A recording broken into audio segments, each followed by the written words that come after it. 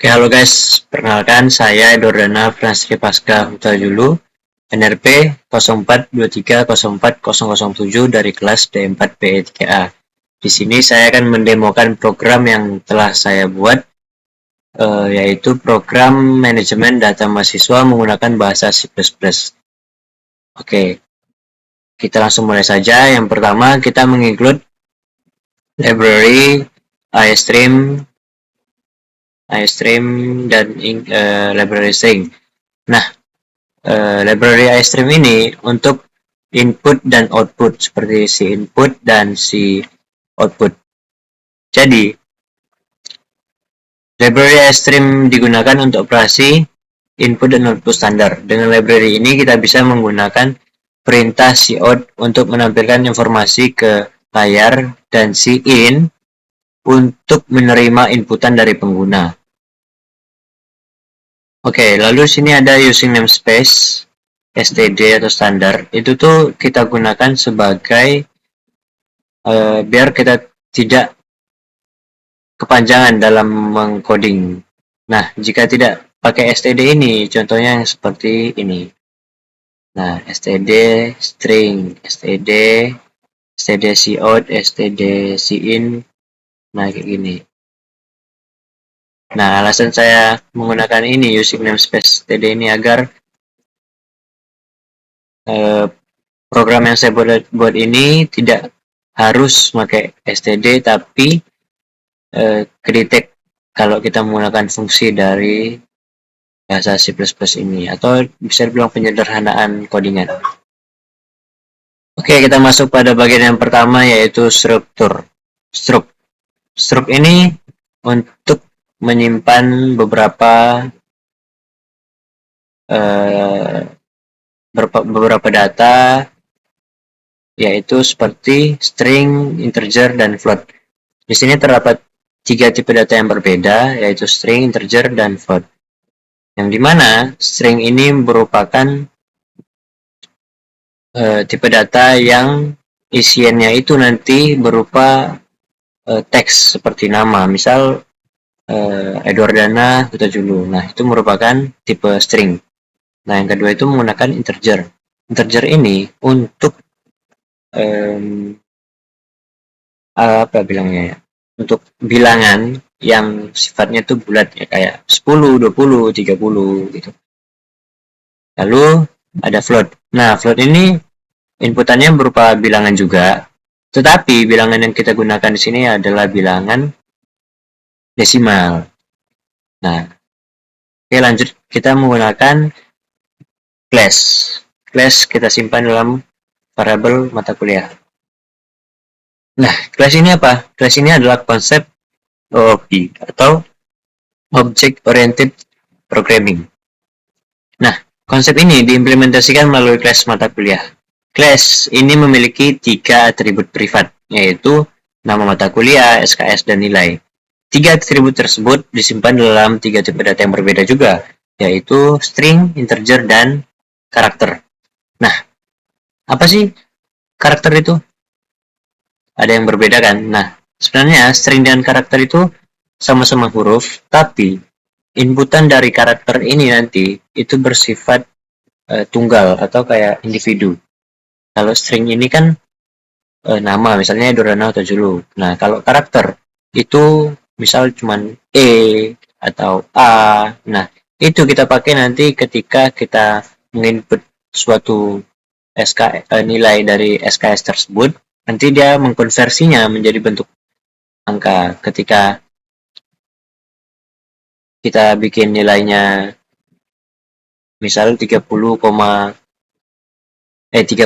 nanti dia akan mengkonversinya menjadi A atau E atau A atau C atau B gitu. Oke, lanjut, kita masuk ke public konstruktor, yang dimana kelas mata kuliah memungkinkan inisiasi objek dengan nilai default. Ketika sebuah objek mata kuliah dibuat tanpa parameter, nama akan kosong, SKS juga akan kosong, dan nilai awal E.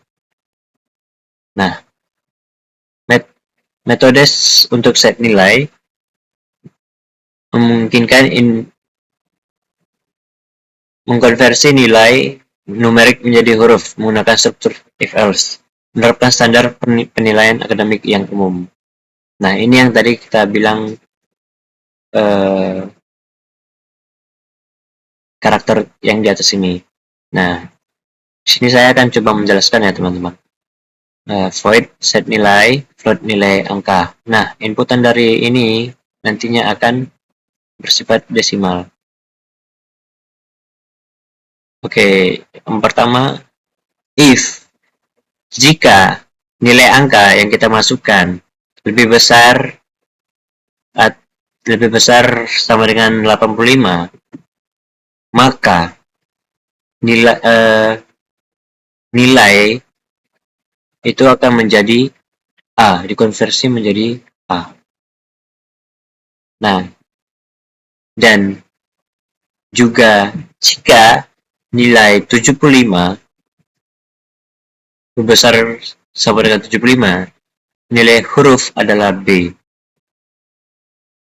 Juga jika nilai lebih besar sama dengan 65, nilai huruf adalah C. Begitu juga sampai dengan D. Dan ini juga jika nilai kurang dari 50, nilai huruf adalah E. Oke. Kita lanjut ke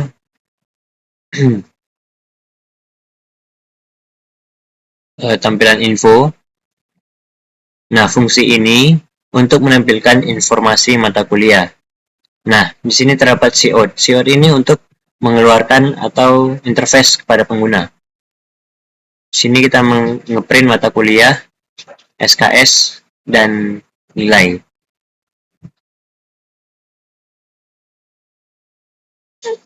Pada cout mata kuliah, ini menampilkan nama mata kuliah.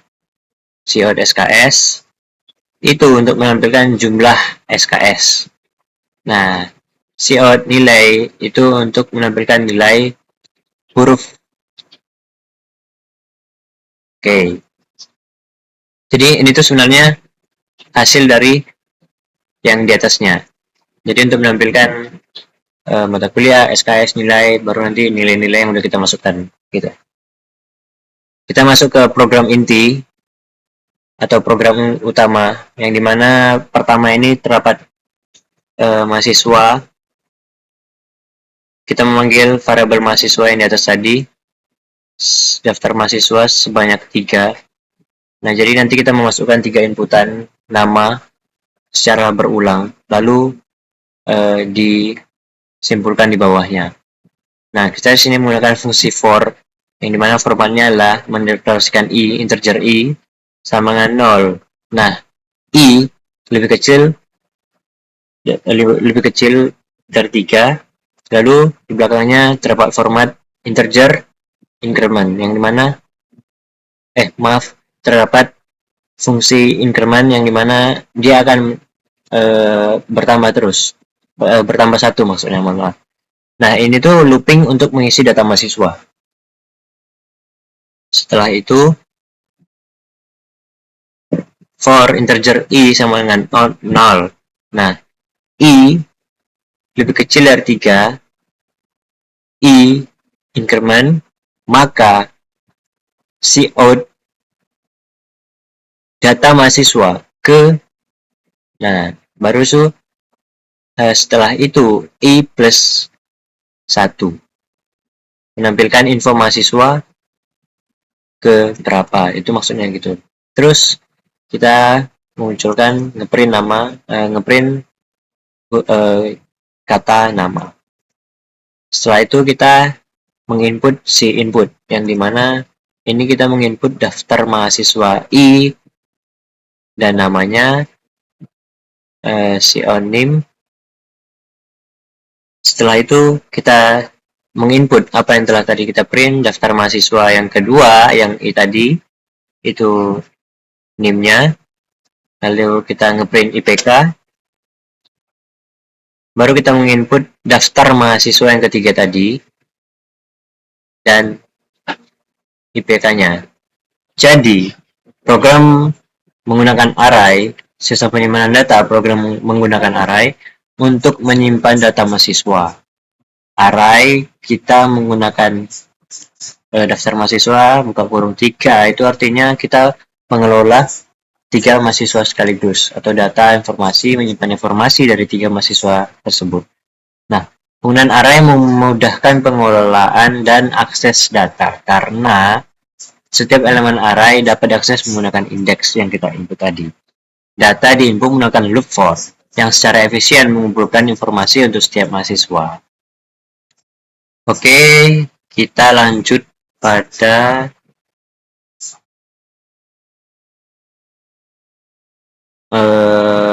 sistem pengecekan IPK. Nah, ini. Di sini kita menggunakan perulangan while untuk mencari mahasiswa. Yang dimana ketika itu bersifat true, loopingnya ketika while bersifat true, maka looping akan berjalan. Jadi gini, kita di sini mendeklarasikan indeks sama dengan 0. Berarti nanti mulainya itu 0, 1, 2, 3 gitu. Nah, ketika indeks yang kita input lebih kecil dari 3, dia akan bersifat true. Maka loop selama indeks kurang dari jumlah mahasiswa itu akan berjalan. Jika bersifat true, dia akan berjalan. Nah, di sini kita menggunakan fungsi if dalam if. Fungsinya untuk mengecek IPK dan memberikan keterangan. Nah, jika if daftar mahasiswa yang tadi di atas ini, nah indeks yang kita masukkan indeks yang kita masukkan yang itu nilai IPK-nya lebih besar dari 3, lebih besar dari sama dengan 3, maka sinilah digunakan if dalam if. Maka jika daftar mahasiswa indeks yang dimasukkan tadi IPK-nya 3,5 lebih besar dari sama dengan 3,5, 3,5, maka dia akan ngeprint daftar mahasiswa tadi, indeks, nama, dan mahasiswa ini adalah berprestasi. Jika IPK antara 3,0 dan 3,5, maka dia akan ngeprint daftar mahasiswa, indeks, nama, dan keterangannya memiliki nilai yang baik. Nah, jadi kesimpulannya tuh ketika IPK yang kita masukkan itu 3,5, maka dia akan print mahasiswa berprestasi. Nah, ketika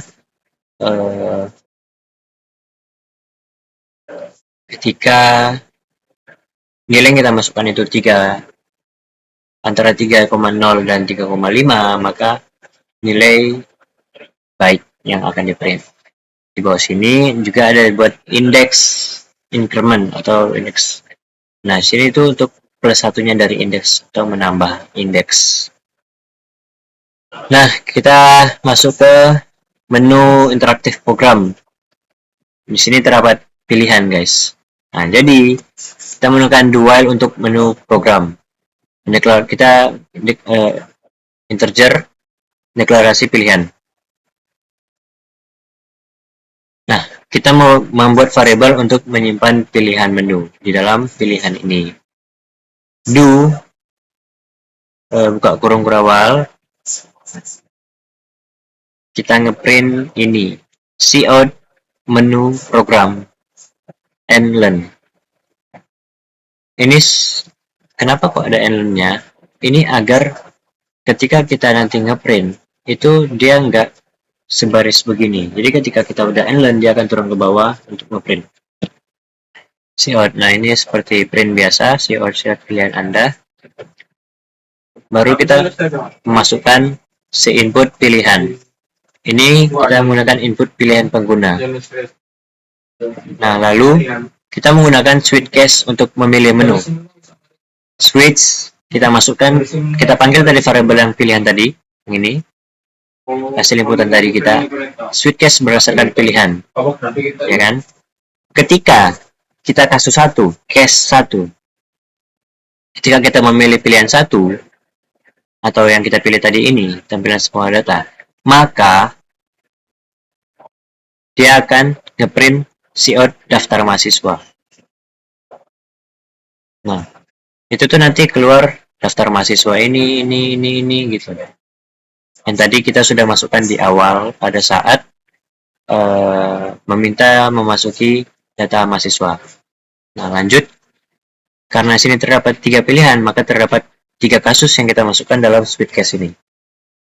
Jadi, ketika case 2, kita memilih case 2, maka dia akan mana tadi? Case 2, input nilai mata kuliah. Nah, sini kita tuh menggunakan lagi konsep yang namanya OOP atau Object Oriented Programming. Nah, ini membuat mata kuliah OOP, mata kuliah pemrograman semisal. Kita misal membuat namanya pemrograman. Terus memasukkan nilai, float nilai. Dari sini nilai desimal. Deklarasi nilai desimal.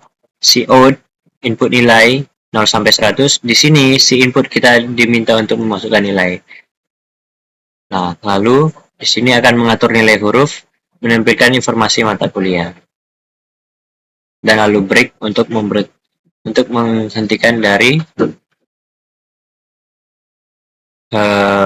program yang ini tadi. Masuk ke kasus ketiga. Jika pilihan yang kita masukkan adalah pilihan ketiga, maka yang dimana pilihan ketiga itu adalah keluar atau mengakhiri dari program ini, maka program akan mengeluarkan cout interface. Terima kasih telah menggunakan program ini and learn, dan program selesai. Nah, fungsi ini jika pilihan tidak valid. Nah, looping yang kita buat ini dibuat sebanyak 3 kali. Loop sampai pengguna memilih opsi 3. Return 0, mengembalikan nilai 0 ke sistem operasi, berarti sukses. Dan dia akan mengulang dari awal lagi. Oke, kita akan coba running. Sabar, ini kita close dulu. Kita coba running program. Nah, di sini input data mahasiswa ke-1. Ini pada sini. Nah, kita masukin input data mahasiswa, misal nama Mario, NIM 0423 04 007 0020 0020, IPK misalnya kita buat 3,0. Oke, itu 3,2. Lanjut. Nah, ketika kita akan enter ini akan masuk ke mahasiswa yang kedua. Nah, benar kan? Nah, sini kita buat misalnya Avril. NIM-nya kita buat 0423 04 008. IPK-nya sini kita buat 3,6 misal. Nah, ketika kita enter, masih ada 1 mahasiswa lagi. Karena kita menggunakan array-nya itu 3 mahasiswa. 3 pengolahan data gitulah maksudnya. Nah, sini nama Edward Dana. Lanjut, sub NIM 0423 04 00 007.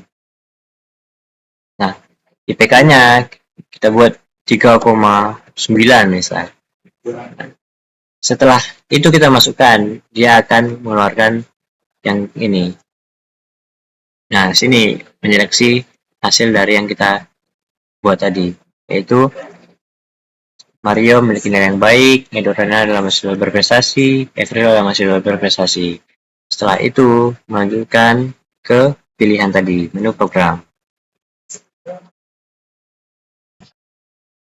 Nah, jadi di menu program itu seperti ini menu program. Kita misal masukin pilihan pertama.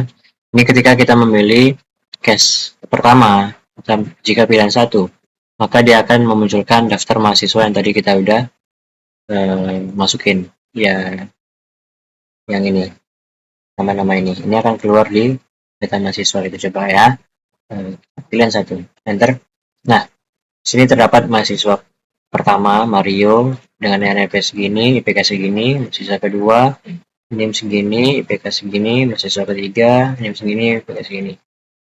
Nah, ini pilihan pertama selesai. Jika kita memilih kedua, maka kita diminta untuk memasukkan nilai. Coba kedua, input nilai, semisal kita masukin 30 atau 90. 90, mata kuliah pemrograman, SKS-nya 3, nilainya A. Kenapa kok A? Karena kita naik ke atas, naik ke atas. Nah ini, jika nilai angka lebih besar sama dengan 85, berarti 85 ke atas, 85 sampai dengan seterusnya, itu akan dikonversi menjadi nilai A. Ini contohnya, nilai menjadi A. Oke. Kita coba pilihan kedua udah selesai. Coba case yang ketiga. Nah, jika kita memilih pilihan ketiga, harusnya dia akan ngeprint terima kasih telah menggunakan program ini dan program selesai dan keluar. Kita coba ya. Pilihan ketiga. Terima kasih telah menggunakan program ini. Program selesai. Kita coba clear. Di sini sudah selesai demo program dari manajemen data mahasiswa menggunakan bahasa C++, program bahasa C++. Nah, di sini saya ada menambahkan dengan bahasa Python, yang dimana yang saya injak sini adalah UI-nya yang misalnya kita taruh misalnya di web bisa, di mana gitu penerapannya. Sebenarnya di C++ bisa, tapi agak sedikit memakan waktu untuk yang lain-lainnya, harus dengan yang lain-lainnya saya coba untuk di Python karena sedikit lebih mudah di Python. Nah, kita coba running program. Nah, nanti keluarnya seperti ini. Ini ibaratnya di web bisa. Kita bisa menginput mahasiswa, tampilkan semua data, input nilai mata kuliah atau keluar. Misalnya kita input mahasiswa, kita masukkan nama, besar-besarkan aja, kita masukkan nama, semisal Edward Dana Jumlun. Name 0423040007, IPK 3.4, bisa. Submit, nanti dia akan keluar sesuai dengan jalur berhasil. Saya bisa input lagi, misal Mario NIM 0423 04005 PK 3,9, bisa submit. Sampai satu lagi bisa real NIM 0423040008 PK 3,3, bisa 3,3. Kita submit, masih sudah ditambahkan. Kita bisa tampilkan semua data mahasiswa. Nah, ini data-data yang tadi, mahasiswa yang pertama, yang kedua, yang ketiga. Nah, kita bisa input nilai mata kuliah, semisal 90 dalam mata kuliah pemrograman, SKS 3 SKS nilai A. Semisal kita coba masukkan nilainya, saya masukkan 60, submit. Nah, nilai D. Nah, terus kita masukkan coba 0, pasti dia akan keluar E. Nah, kan? Nah, ketika semua kita coba kita keluar, harusnya program selesai. Anda yakin? Yes. Oke, program selesai. Itulah UI menggunakan UI menggunakan Python. Oke, jadi bisa tarik kesimpulan bahwasannya program manajemen data mahasiswa yang saya demonstrasikan tadi ini menggunakan berbagai konsep pemrograman dalam satu aplikasi yang kohensif dari penggunaan Stroke untuk organisasi data, implementasi OOP untuk manajemen mata kuliah, OOP Object Oriented Programming, hingga penggunaan berbagai jenis loop dan kondisi untuk kontrol. Setiap komponen bekerja bersama membentuk sistem yang fungsional. Program ini bisa menjadi dasar untuk pengembangan sistem yang lebih kompleks, potensi pengembangan seperti penambahan database untuk penyimpanan permanen, pengembangan interface grafis, implementasi sistem ekspor data, atau penambahan fitur analisis algoritmik. Nah, sekian demonstrasi program manajemen data mahasiswa ini, yang dimana program ini dibuat untuk memenuhi tugas yang diberikan oleh dosen pada mata kuliah pemrograman komputer. Sekian, terima kasih. Maaf apabila salah kata dan lebih kurangnya. Dan terima kasih.